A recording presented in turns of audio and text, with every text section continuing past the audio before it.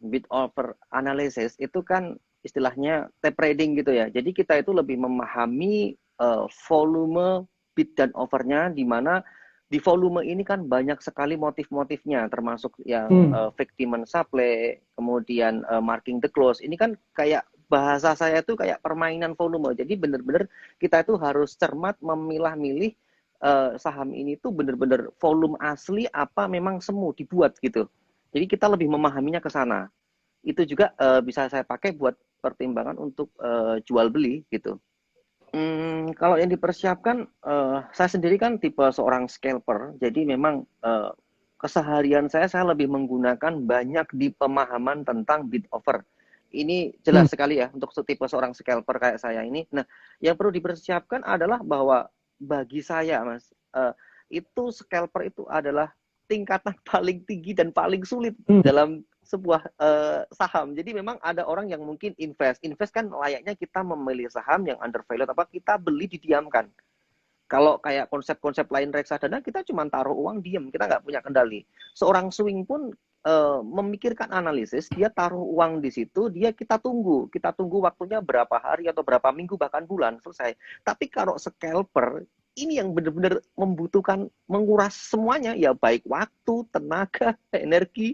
Jadi memang untuk menuju ke sana, bagi saya makanya saya sering mengibaratkan bahwa kalau memang kita itu mau mempelajari soal scalper, itu tuh kayak ada tahapan-tahapannya dulu gitu. Jadi kita pelajari dulu Hmm. semuanya ya, teknikalnya, kemudian kita mengerti tentang analisis laporan keuangan, cara membacanya kayak apa. Nah, ini penting, ini untuk di awalnya seperti ini dulu gitu. Nanti lama-kelamaan kita akan, kalau mencoba untuk scalper, kita akan lebih memahami bid offer. Ada prosesnya, seperti itu gambaran besarnya. Kalau saya jelaskan, kok bahkan saya menyebut ya, yang namanya seseorang itu semakin lama itu akan memudahkan dirinya dalam menganalisa saham. Tetapi Iya, cara kita benar. untuk menjelaskan ke orang lain ini yang agak susah. Jadi contohnya gini, dulu di awal saya membaca teknikal, membaca buku fundamental, itu proses yang saya bentuk dari tahun ke tahun.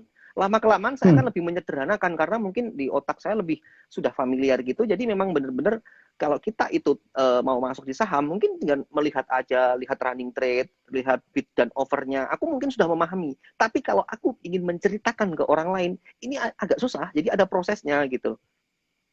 Iya, bener banget kok. Jadi memang intinya kalau scalper ini bagi teman-teman yang memang mau mulai atau ingin mencoba juga nggak ada salahnya. Tetapi saran saya perhatikan dulu faktor-faktor lainnya. Artinya gunakan dana kecil, kemudian harus punya waktu untuk memantau, kemudian pilihan sahamnya jelas. Kalau kita mau scalper, bagi saya adalah saham-saham kecil yang lebih volatilitas tinggi. Hmm. Kalau kita mau bermain di saham-saham LQ45 agak susah gitu. Kalau memang nggak ada gejolak susah banget. Jadi memang pilihannya saham kecil dan membutuhkan waktu dan membutuhkan kesiapan semuanya gitu.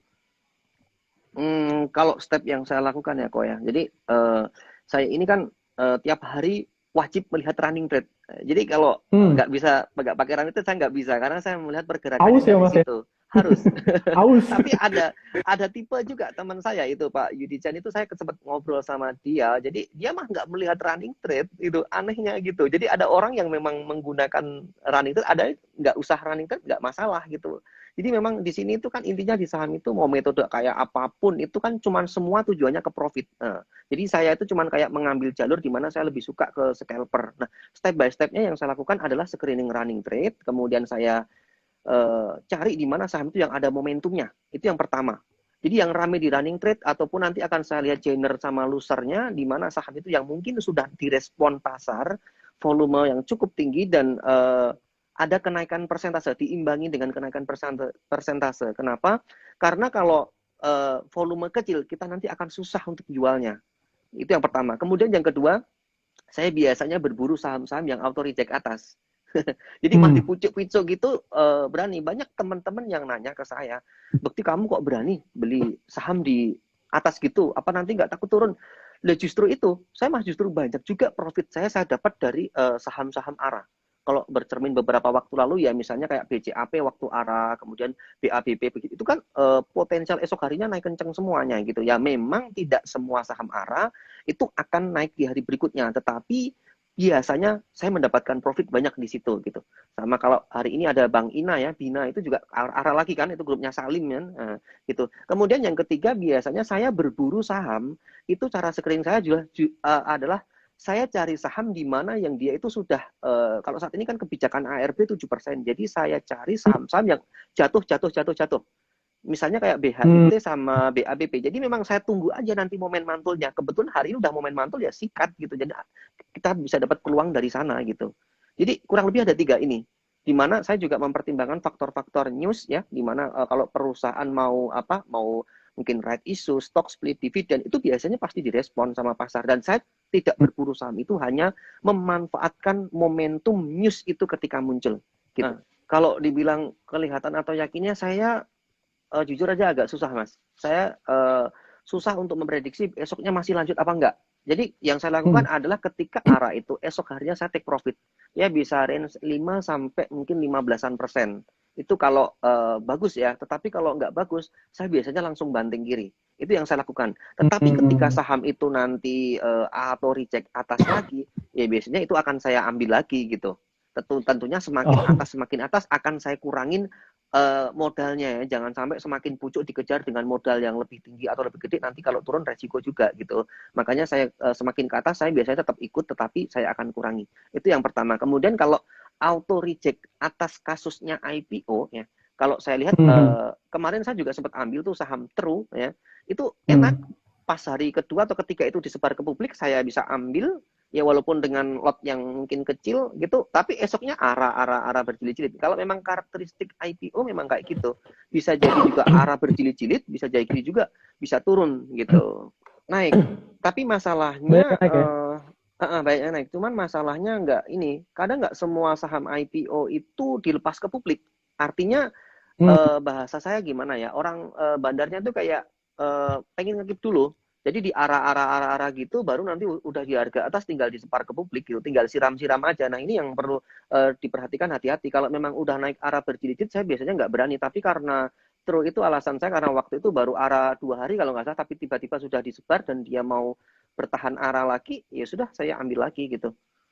Jadi kalau untuk masalah take profit, kasusnya take profit itu saya tinggal sasarannya dulu saham apa kok. Karena bagi saya semua saham itu bagus. Semua saham tak beli. Mau LQ45, mau yang lapis 2, kemudian yang istilahnya gorengan, dan Waran pun juga saya beli. Jadi kita lihat Hmm. sasarannya dulu kayak apa. Kalau Waran itu biasanya dia pertama karakteristiknya akan mengikut ke induknya. Dan dia juga ada Induk. Hmm. musimnya. Jadi kalau Iya, induknya naik betul. biasanya misalnya friend gitu naik, Warannya juga akan ikut gitu. Tetapi dia yang perlu diperhatikan adalah tanggal umurnya dan dia lebih liar. Dia biasa sampai turun sampai 1. Ini kasus pertama kalau di Waran. Kasus kedua, kalau di saham gorengan, cara take profit saya itu adalah in out disiplin kok. Jadi memang saya sudah tanamkan dalam sifat saya disiplin. Bagaimana kalau naik itu biasanya range mungkin 2 sampai 5%-an saya out. Kalaupun turun, range 2 sampai 4% saya juga akan cut loss gitu. Jadi memang sudah saya tanamkan disiplin dan mau nggak mau itu pokoknya saya harus mengikuti trading plan itu. Nah, misalnya tiba-tiba saham itu langsung diguyur dengan tekanan yang sangat tinggi di mana Hmm. kok tiba-tiba langsung rontok nih langsung 4%, 5% gitu. Ya saya harus tega banting ke kiri mungkin 6%, 7%. Aduh pahit tapi ini resiko, tapi ini menyelamatkan aset saya gitu. Mungkin teman-teman yang sudah pernah dengar cerita saya di bumi bisa loss 1 hari 1 M itu ya karena gitu, karena saya takut daripada nanti justru menggerogoti aset saya lebih banyak, makanya saya banting ke kiri gitu. Tetapi kalau yang ketiga, yang take profit saya ketika di saham-saham LQ45, saya lebih suka cari justru malah peluangnya ketika panic selling. Misalnya hari ini, enak banget Hmm. sebenarnya. Iya, Kayak hari BNI ini ya. bisa BNI bisa ARB itu kan nanti kalau memang AR turunnya itu cepat itu biasanya ada pantulan dikit saya sell itu ketat banget, paling cuman saya ambil peluang 1 sampai 2%-an out, bahkan mungkin lebih seringnya 1%-an. Jadi saya ketika itu turun ambil di bawah itu kemudian mantul dikit saya jual. Jadi karakteristiknya di saham tuh beda-beda kok. Kalau di LQ45 saya terapkan justru saya suka menunggu ketika panic selling terjadi. Kayak hari ini tuh enak banget sebenarnya mas, justru ketika IHSG turun banyak hampir nyentuh 2% kan tadi ya. Tapi justru malah saya mendapat peluang profit di sana cukup lumayan karena apa? Ketika saham-saham ini big cap ini pada turun dengan tekanan yang tinggi, Era Jaya sampai hampir menyentuh ARB, justru kita Iya. ambil malah ada peluang mantunya lah kita tinggal jualan gitu. Aku juga gitu, makanya juga berburu saham-saham, makanya semua saham bagi saya ya baik gitu. Jadi yang penting gimana caranya kita tuh memilih-milih dan strateginya aja yang bikin kita beda. Kita nggak bisa samakan yang sama saham-saham big cap sama gorengan sama waren. Kita nggak boleh Hmm. boleh samakan strateginya, harus dibeda-bedain gitu. Jadi itu kan ada beberapa alternatif ya kok ya. Jadi memang dia milih nebus apa hangus. Cuman Hmm. opsionalnya itu. Kalau ditebus biasanya jauh lebih mahal dari harga pasar dan biasanya hangus. Makanya Iya. hati-hati juga kalau mau trading di waran, dia bisa mendapatkan cuan yang lipat-lipat tapi resiko bisa ngabis-ngabisin duit banget. Jadi hati-hati. Kalau memang pemula, saran saya jangan dulu ya kalau belum paham seluk-beluk tentang saham gitu. Kalau saya sih kok ya, biasanya saya kalau udah Hmm. ARA 2 kali itu saya sudah warning cukup. Jadi saya Hmm. biasanya langsung out, saya hindari dulu. Kenapa? Karena memang kalau kita bicara masalah kebijakan bursa tentang suspensi ya, suspensi ini kan tujuannya biasanya kalau saham ARA itu kan untuk calling down. Nah, kita nggak tahu memang Betul. benar-benar itu wewenang bursa. Bahkan mungkin kita bicaranya kok aneh nih bursa nih kok naik sekian kok nggak disuspend, ini yang mungkin turun sekian disuspend, ya macam-macam. Itu memang wewenang dari bursa, kita nggak tahu. Nah, cara saya untuk mengantisipasi itu semua ketika sudah arah 2 kali, itu biasanya saya sudah hindari kok. Jadi mending nunggu dulu responnya. Dan memang saya udah nggak berani menginapkan saham untuk esok harinya. Karena bisa jadi nanti malamnya untuk hari, kalau misalnya masih arah lagi di hari ketiga, aku mendingan nggak deh daripada nanti justru esok harinya malah kena suspend gitu. Karena yang saya takutkan dengan kebijakan saat ini, bisa jadi buka suspend malah justru ARB gitu loh. Jadi memang menakutkan juga gitu. Jadi menurut saya pribadi nih, Hmm. pengalaman saya ini kan ada dua maksud ya. Dari bursa sendiri mungkin maksudnya baik, melindungi Hmm. investor biar saham itu nggak langsung turun karena bercermin waktu COVID 2020 kan IHSG langsung drop banyak banget ya. Maksudnya bursa baik, tetapi bagi pelaku pasar ini terutama saya pribadi nih, saya sebenarnya kurang setuju. Kenapa? Karena justru market itu malah nggak terlalu dibatasin, nggak bisa kayak bener-bener pure di bisa loss di pasar gitu. Kalau memang justru ARB ataupun arah simetris, ini kan malah peluang jangkauannya untuk mencari profit lebih banyak. Iya. Bahkan dulu saya sering waktu ARB simetris itu, saya bisa misalnya saham itu udah turun 20%, hampir ARB itu tak ambil malah justru kita bisa cari pantulan untuk naiknya malah enak gitu. Tapi sekarang kalau ARB 7%, udah kejebak nih, misalnya kayak kemarin di BHIT sama BABP yang mungkin masih punya di 130-an, ya wes pasrah gitu. Banyak teman saya yang bilang, gimana sih bukti cara keluar ARB berjilid-jilid gini? Ya, saya nggak punya solusi. Ini kayak pasrah gitu aja. Jadi memang Iya. harus disiplin. Kalau memang sudah mendekati untuk mau ARB, kalau saya pribadi banting diri gitu. Memang pahit, tetapi Hmm. itu lebih melindungi modal saya daripada nanti justru ARB berjilid-jilid justru malah menggerogotin banyak aset saya gitu. Pengalaman juga sih Hmm. kalau memang saham itu dia kan naik terus di suspend. Nah, ternyata habis dibuka suspendnya biasanya cuma 1 hari biasanya sih. Itu ternyata kok dia mungkin masih naik kenceng lagi. Nah, ini yang perlu diwaspadai suspend kedua. Dia biasa lama, bisa mungkin Hmm. semingguan atau mungkin hampir 2 mingguan lah ibaratnya gitu. Nah, itu harus diwaspadai juga. Makanya kan kalau saya lebih suka, kenapa seorang scalper tuh lebih suka ke in out one day harian gitu aja. Karena apa? Saya malam harinya malah justru nggak mikir yang aneh-aneh gitu. Jadi, mau kayak apa, yos besok aja. Ketika mas pasar buka, saya baru masuk lagi gitu. Jadi tenang di pikiran, bisa tidur nyenyak. Gini mas, sebenarnya spam order tuh aku juga melakukan. Jadi spam order itu Nah. gini teman-teman yang perlu diketahui bahwa itu yang sering muncul di running trade semacam mungkin satu lot gitu, Hmm. seakan-akan meramaikan.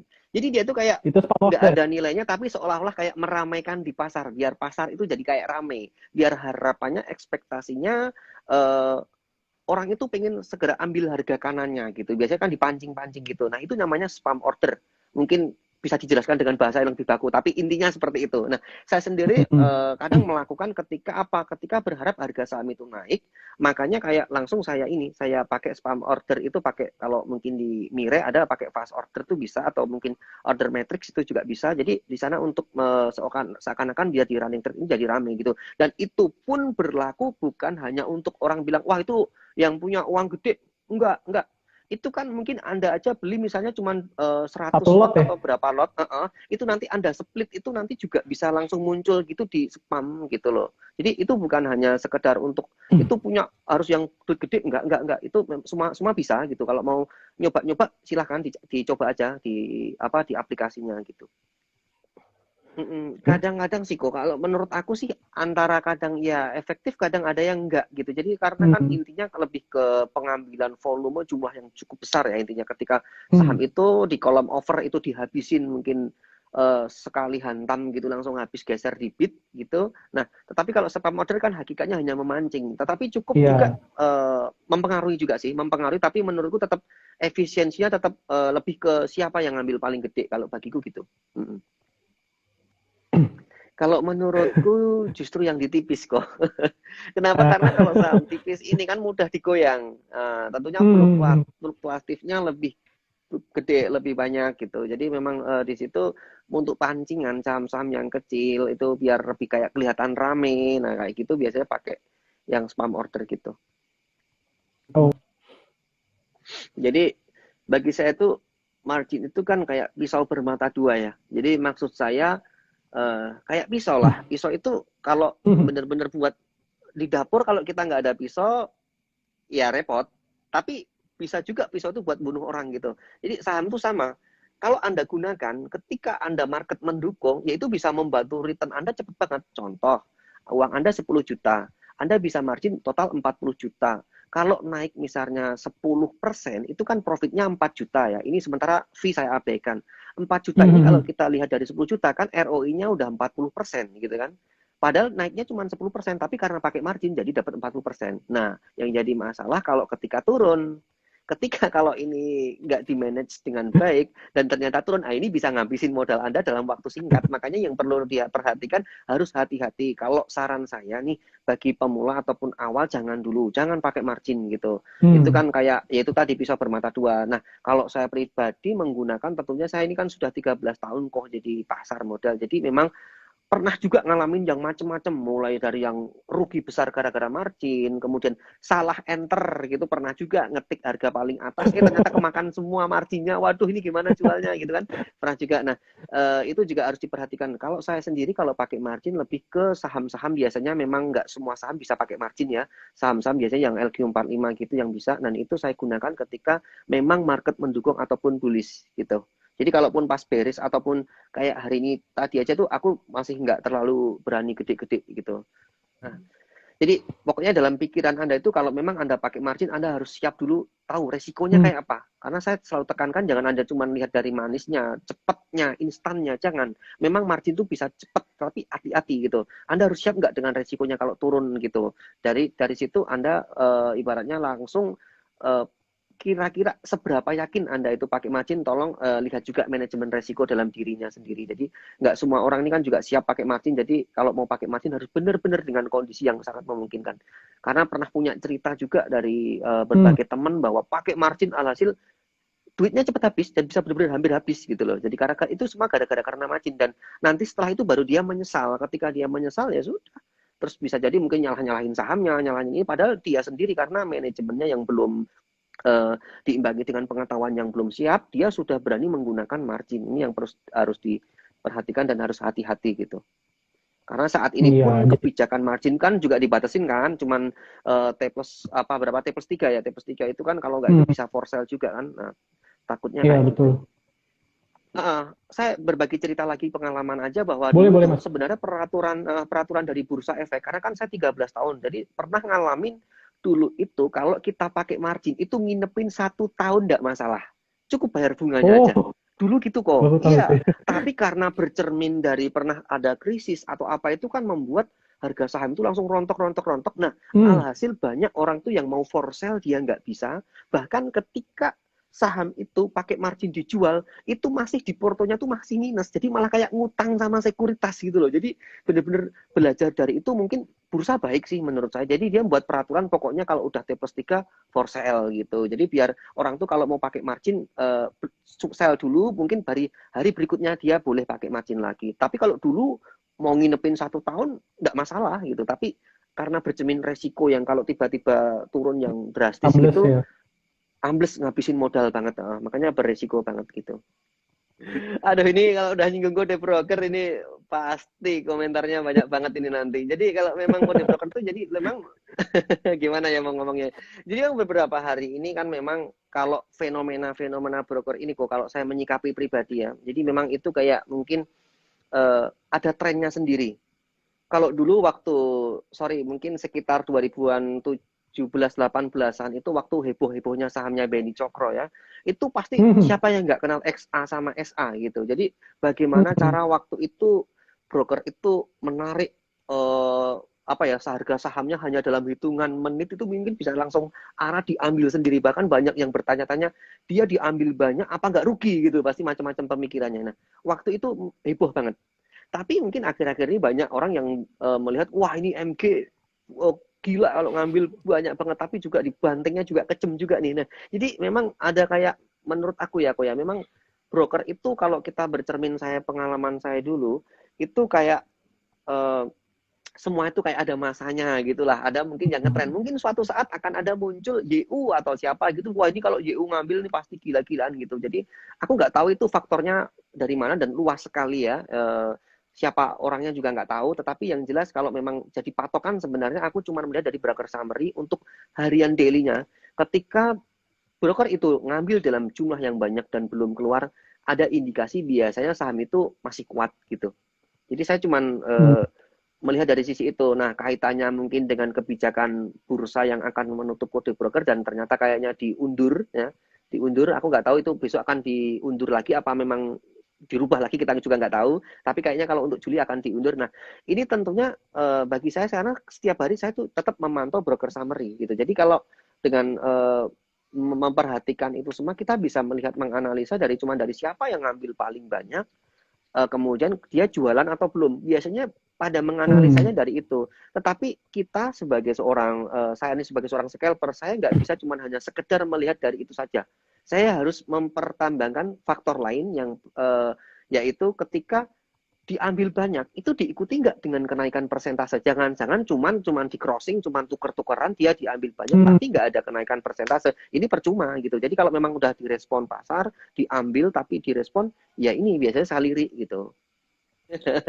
Kalau untuk membedakannya, yang jelas itu saya memperhatikan bid overnya dulu dan karakteristik sahamnya. Saya juga akan lihat historikalnya dulu. Misalnya, mungkin ini sorry sebut merek, misalnya kan saham Hmm. Pras. Nah, kita tahu Pras itu kayak apa historikalnya. Tiba-tiba dia naik tanpa volume. Ini yang harus teman-teman perhatikan. Dia ditarik persentasenya sampai auto reject atas, tapi tanpa volume. Kemudian setelah di atas, ini kayak diramaikan.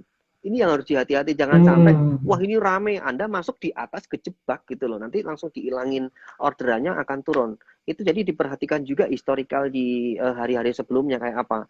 Itu biasanya yang saya perhatikan seperti itu kok. Kemudian yang kedua, biasanya saham-saham seperti ini adalah saham-saham yang memang digoreng.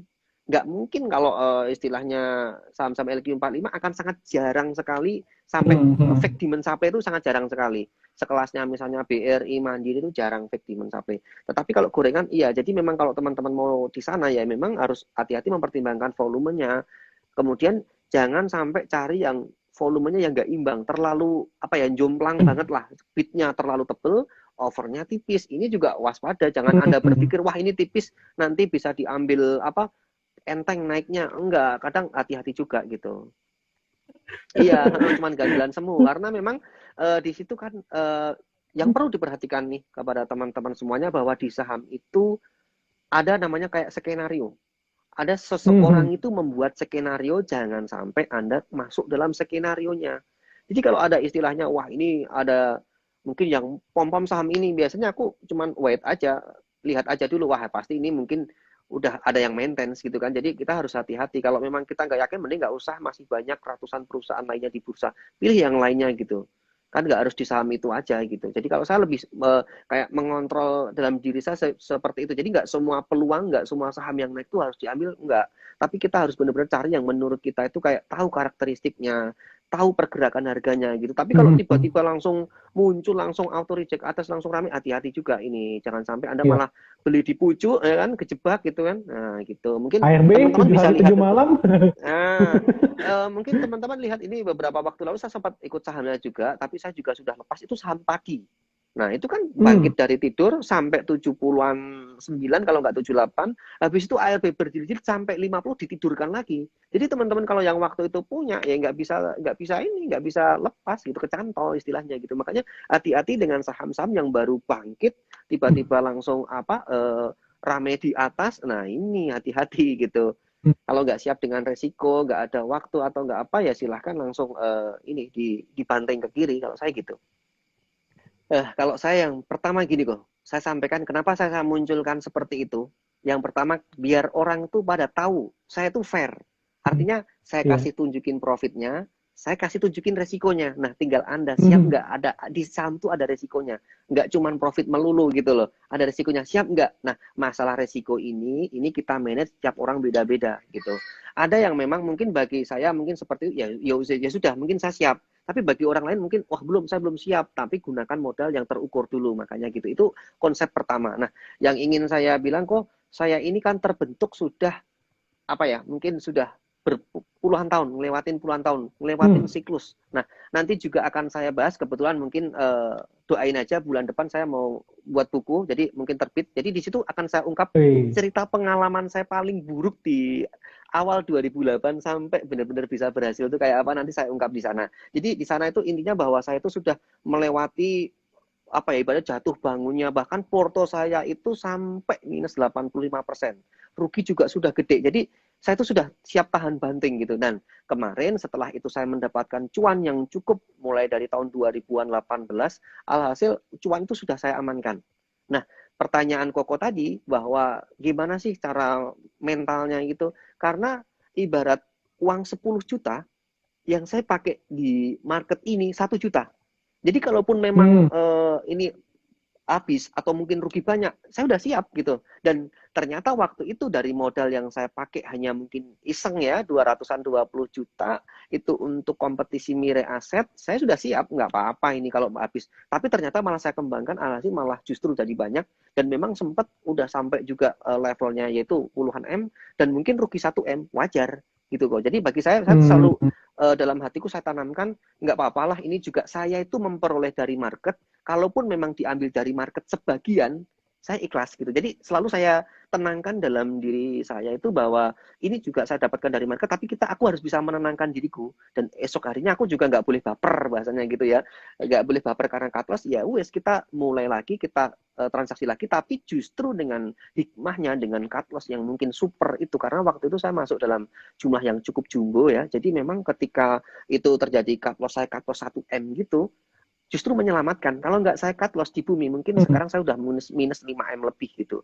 Jadi memang ibaratnya keputusan saya waktu itu untuk cut loss karena mau ARB berjilid-jilid, jadi saya langsung banting kiri, menyelamatkan aset saya, dan saya masih bisa memutarkan modal dari mungkin Februari, Maret sampai sekarang, malah mungkin sudah menghasilkan lebih lagi dari 1 miliarnya gitu.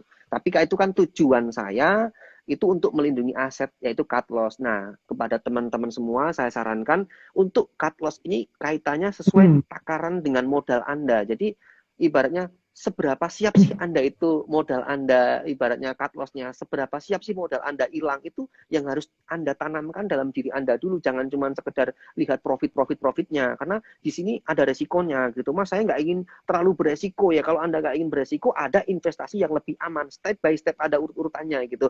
Mungkin bisa ke reksadana dulu, atau mungkin ke yang lainnya dulu. Kalau Anda mau masuk saham, ya coba dulu yang mungkin invest, coba swing, Anda coba baru mungkin tahapan-tahapan selanjutnya. Jangan tiba-tiba Anda masuk pasar, Mas saya pengen scalper kayak kamu. Ntar dulu, ini ada tahapannya. Ini kalau anak baru mau masuk SD, aku langsung pengen bisa perkalian dan pembagian. Ya ntar dulu, kamu nggak akan pernah bisa, nggak akan paham gitu. Ada step by stepnya, kamu harus belajar teknikal, baca buku, belajar analisis fundamental. Jadi kamu kayak gali dulu semuanya, baru nanti kamu cari style yang cocok untuk diri kamu. Kamu lebih cocoknya kemana gitu kan. Ada orang yang kerja, ada yang orang mungkin full time trader, ada mungkin orang yang punya kegiatan lainnya. Nah, tentunya kan basicnya juga beda-beda gitu. Gitu kok kalau pengalaman saya kok. Jadi pokoknya pesan saya, ada kata-kata dari teman saya yang cukup menarik juga ya. Boleh. Jadi kalau memang kita itu mau masuk di saham pertama kali, ibaratnya siapkan uang belajar dan siapkan uang itu habis. Jadi siap dulu mentalnya gitu. Jangan sampai, karena di sana tuh kedepannya akan mental benar-benar diuji di sini. Jadi jangan sampai baper, jangan sampai apa ya. Di sini kejam, hati-hati.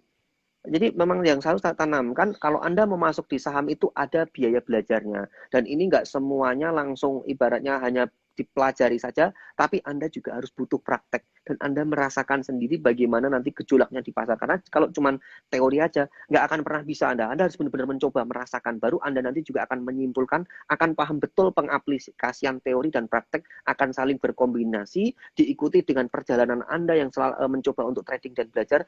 Nanti waktu dan pengalaman akan membentuk Anda menjadi seorang yang hebat. Entah itu Anda investor, trader, atau apapun itu, yang penting Anda bisa mencari cuan di pasar saham gitu.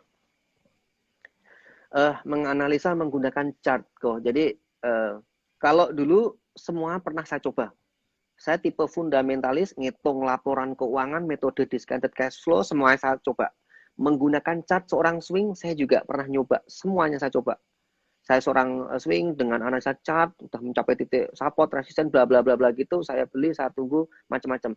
Alhasil saya juga mencoba scalper, juga saya coba. Nah, kalau untuk saat ini, dengan scalper, hampir bisa dibilang chart ini tidak terlalu saya pakai, tapi saya hanya melihat untuk chart sederhananya saja. Kira-kira mau uptrend atau downtrend, atau mungkin kira-kira titik berapa sih support resistennya, saya sederhana banget. Jadi tidak terlalu detail. Saya lebih ke memahami gerakan pasar, bid overnya, dan respon pasar seperti apa, volatilitasnya seperti apa, saya memanfaatkan peluang di sana.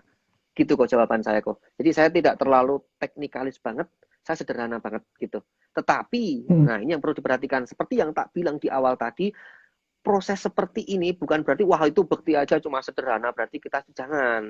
Karena mungkin saya sudah bertahun-tahun menjalani proses di saham ya, jadi mungkin sudah lebih familiar gitu. Jadi mungkin bagi saya seperti ini udah cukup gitu. Jadi nggak perlu kayak, makanya saya tadi bilang bahwa semakin lama Anda itu di pasar, Anda akan menggunakan analisa yang menurutku itu lebih sederhana, lebih simpel. Tetapi kadang kita susah untuk mengungkapkan ke orang lain. Nah ini yang perlu saya tegaskan. Jadi tetap bagi Anda ya tetap harus coba semuanya dulu, baru Anda bisa mendapatkan stylenya. Tetapi kalau saya pribadi saat ini scalper, saya hampir nggak terlalu chartis banget, bukan.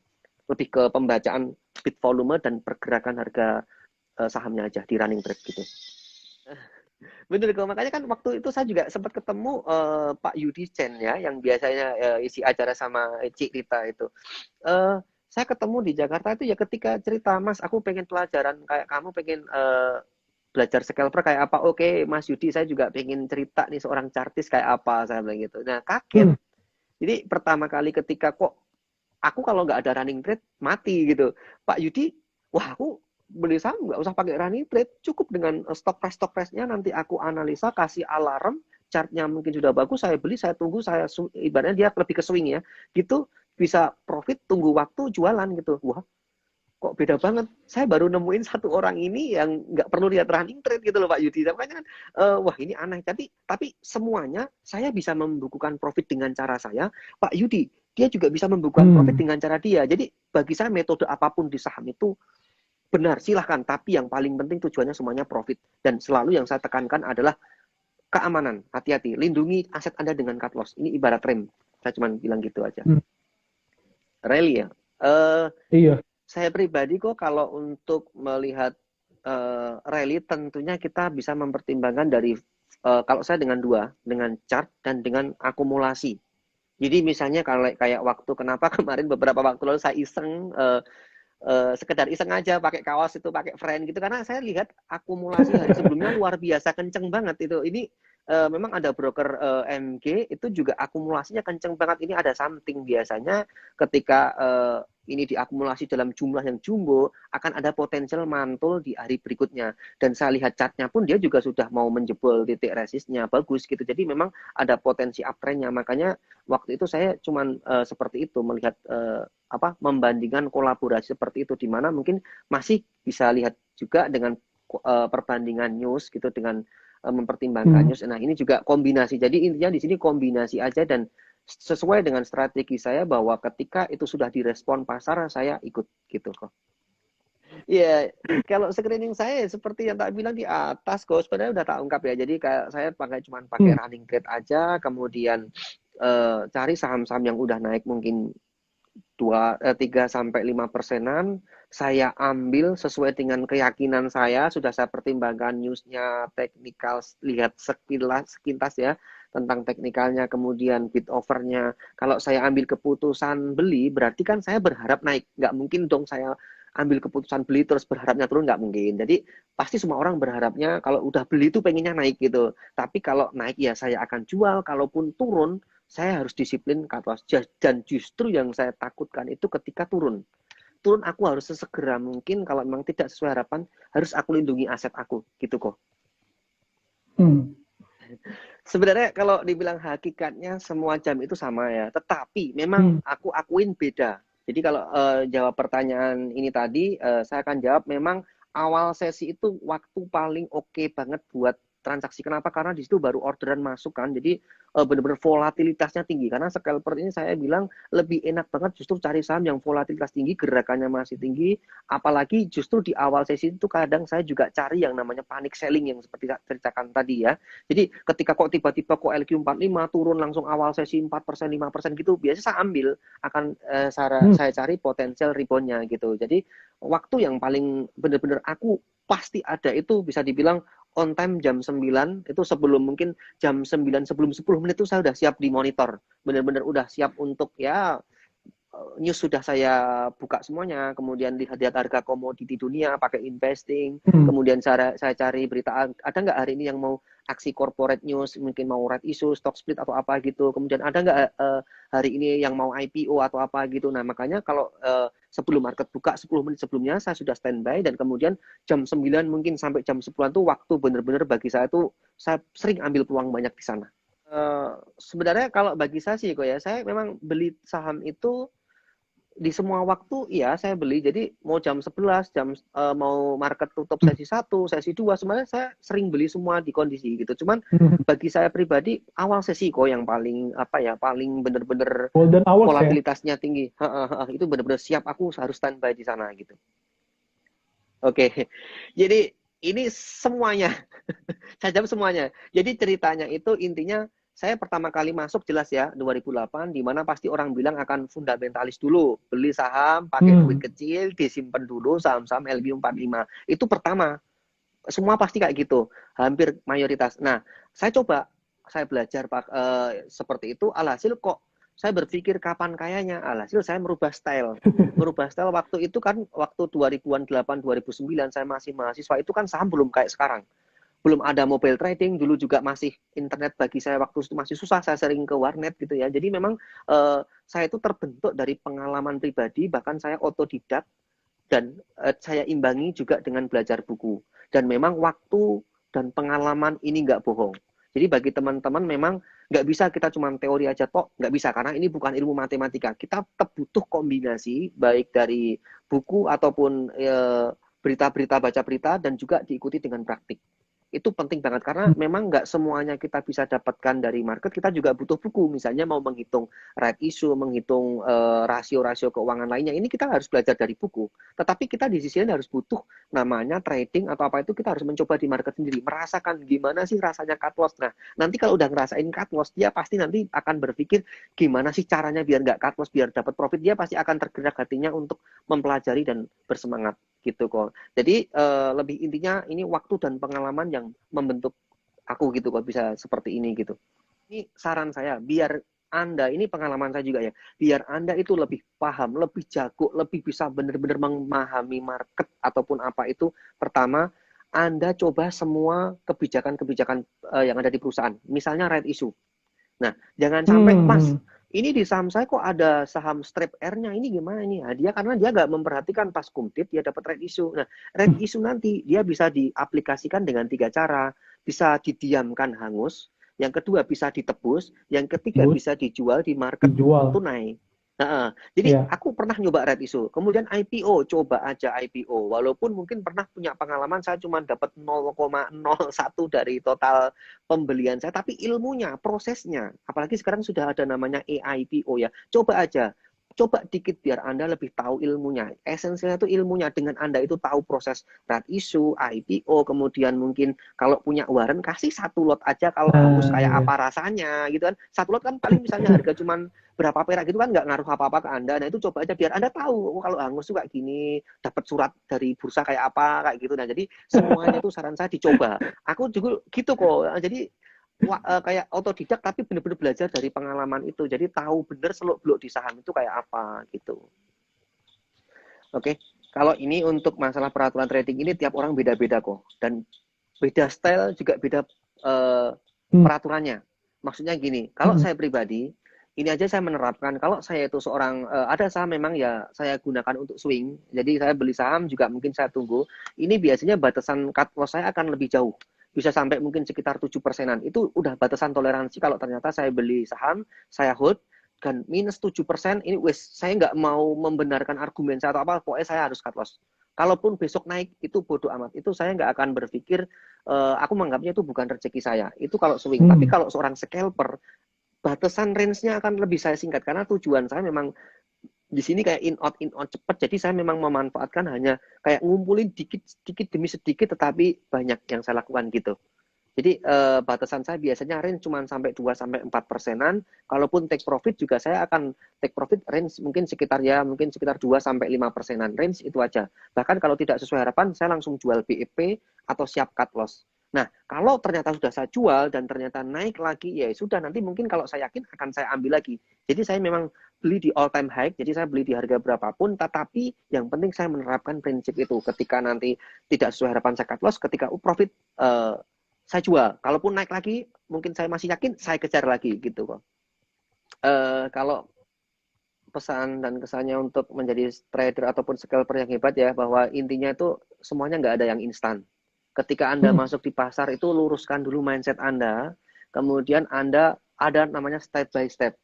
Jadi mulailah dari yang kecil, kemudian carilah yang aman, jangan pernah berhenti belajar, jangan pernah berhenti untuk mencoba, karena Anda harus tetap mencoba. Gunakan trading plan yang benar, jangan gunakan sesuatu hal yang mungkin itu dilarang dalam konsep investasi, seperti kayak misalnya pakai uang panas atau mungkin pakai uang hutang. Nah, itu jangan. Tapi Anda harus ikuti yang namanya trading plan, money management, resikonya persiapkan diri Anda. Dan yang tak pesan tadi di awal, bahwa yang namanya di awal Anda masuk trading, siapkan uang belajar. Anda pasti kok ngalamin yang namanya rugi atau cut loss, itu pasti. Tapi justru dari itu adalah guru terbaik Anda. Itu yang Hmm. akan Hmm. membuat Anda menjadi hebat. Itu pengalaman saya seperti itu kok. Gitu aja kok pesan dan kesan saya. Dan yang paling penting adalah jangan pernah berhenti yang namanya investasi. Wajib, karena benar-benar penting banget nilai investasi itu untuk kepentingan kita di masa mendatang. Dan saya sendiri udah buktiin juga, jangan lupa trading saham, bahwa di saham ini kalau memang kita tekunin, kita apa ya, benar-benar kita rajin, kita serius, ini bisa menjadi ladang untuk mendapatkan profit yang Hmm. cukup lumayan, bahkan bisa membuat Anda mungkin bisa menjalani hidup lebih baik. Gitu aja. Jadi ingin saya sampaikan bahwa saya pribadi ini kan, saya awali dulu tuh kan seorang trading yang saya tuh silent, bahasanya nggak pernah muncul. Tapi Hmm. karena mau nggak mau dengan video yang viral di YouTube-nya Mire, jadi kayak muncul. Tetapi saya menyikapinya positif, saya bisa seneng, bisa kenal teman-teman semua trader di Indonesia, bahkan bisa kenal dengan Koko. Jadi kan kalau nggak kayak gini kan kita nggak kenal gitu ya, Ko ya. Iya, Jadi saya betul menyikapinya betul positif, banget. tetapi yang perlu saya tekankan, saya ini selalu edukasi gratis, ya, edukasi gratis, Hmm. mungkin live IG ataupun kegiatan lainnya. Tapi saya tidak punya member, tidak punya kelas, tidak menerima dana titipan. Jadi kalau memang itu ada yang mengatasnamakan saya, itu sama sekali bukan saya. Dan juga sudah saya tulis di bionya apa ya, di profil IG saya, Instagram. bahwa Hmm. di Instagram saya itu, bahwa saya sudah tekankan seperti itu, bahwa saya tidak terima titipan dana, kelas ataupun member berbayar. Saya tidak ada. Kalau ada yang mengataskan nama saya, itu bukan saya. Gitu kok. Jadi saya insya Allah nih bulan depan saya akan menerbitkan buku tentang scalper, ya, scalper trading ya.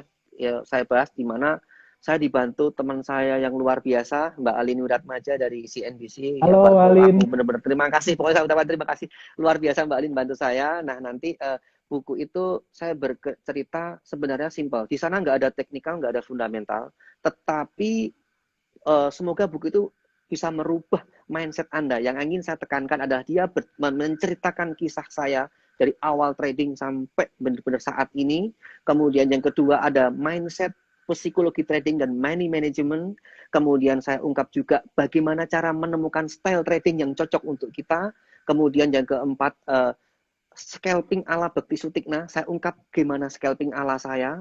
Kemudian nanti kelima, metodologi gimana caranya kita selamat dari market yang bearish ataupun sideways, karena kan bagi saya kayak market sideways itu lebih mematikan daripada bearish kan. Kalau sideways itu kan kayak gitu aja, tapi kalau bearish itu malah kalau turun malah justru kita bisa ambil peluang di sana. Tapi kalau sideways itu malah mematikan.